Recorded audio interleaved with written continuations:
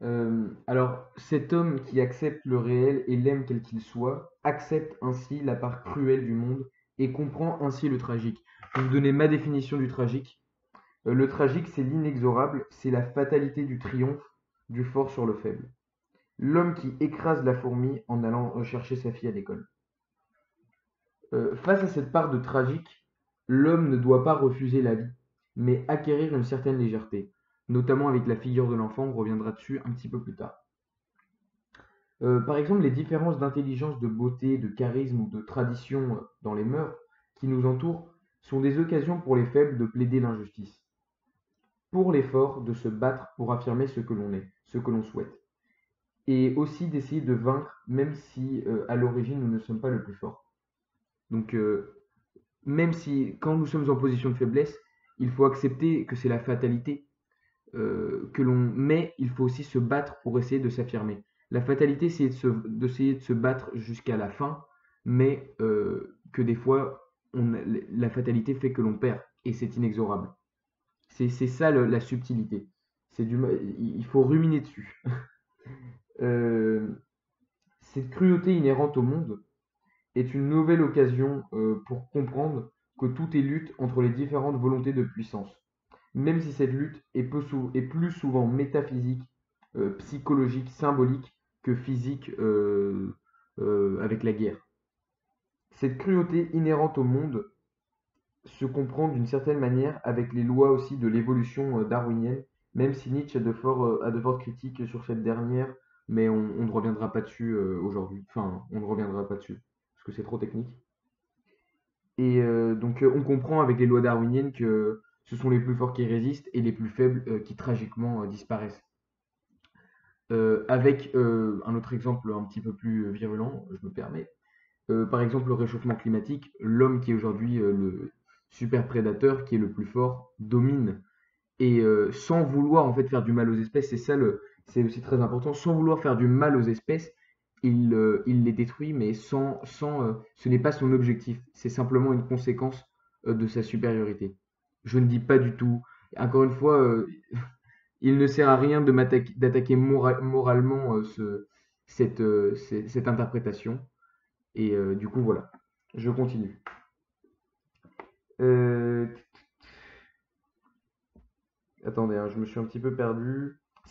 Voilà, cette fatalité de l'existence que l'on a compris maintenant et qui nous permet cette fatalité de l'existence que l'on a compris, on vient de comprendre donc le cruel, qui est une face du tragique, car tout ce qui est tragique n'est pas cruel évidemment. Alors comme je l'ai dit, comme je viens de le dire un petit peu avec l'exemple du réchauffement climatique et la disparition des animaux, ce cruel, ce tragique, ce n'est pas une invitation à détruire pour le plaisir de détruire, car le fort ne cherche pas à détruire, vu que détruire, c'est détruire la vie, et l'aristocrate veut exalter la vie, il ne veut pas la détruire.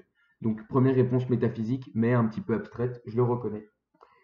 Alors, je vais quand même continuer là-dessus. Le fort, il ne cherche pas à détruire le faible, parce qu'il ne se compare pas au faible. Le surhomme, justement, le surhomme est un surhomme. Il est au-dessus de l'homme. Il cherche à le dépasser. Et du coup, il ne se compare pas à l'homme qui est faible. C'est pour ça que le faible l'indiffère, ou au mieux, il le méprise, ce faible. Donc, le surhomme ne détruit le faible que si c'est nécessaire pour établir son œuvre. Je vois tout de suite son œuvre avec la référence à Hitler, ça n'a aucun rapport, je le dis juste par parenthèse pour les esprits malveillants. Cette parenthèse sur le cruel qui est inhérent au monde est importante car elle permet de savoir que nous ne sommes pas voués à nous indigner non plus pour tout ce qui se passe. Il existe du cruel et c'est une fatalité. Lorsque la cruauté, alors le deuxième écueil, ce serait de dire que lorsque qu'il y a de la cruauté, bon bah on ne peut rien y faire si la cruauté s'abat sur nous, bah c'est le sens de la vie et voilà, on ne peut rien faire vu que voilà, il y a de la cruauté, j'ai accepté le fait qu'il y ait de la cruauté en pensant suivre les préceptes nietzschéens et donc je ne fais rien si on m'attaque parce que voilà, je sais qu'il est plus fort que moi. Non, non, non, pas du tout. Accepter la cruauté, Ça veut aussi dire que l'on sait qu'elle existe, que l'on sait que ça a existé de tous les temps, mais ça ne veut pas dire de renoncer à se battre pour s'affirmer. Le plus faible, pour moi, il y a deux formes de faiblesse. Il y a le plus faible dans l'absolu, on va dire, même si j'ai dit que. Mais le plus faible, c'est-à-dire celui qui perd dans son combat entre volonté et puissance. Mais le plus faible, c'est aussi celui qui refuse de se battre. Et donc, il faut aussi, même quand on est en position de faiblesse, toujours se battre jusqu'à la fin, métaphysiquement, souvent, on l'espère.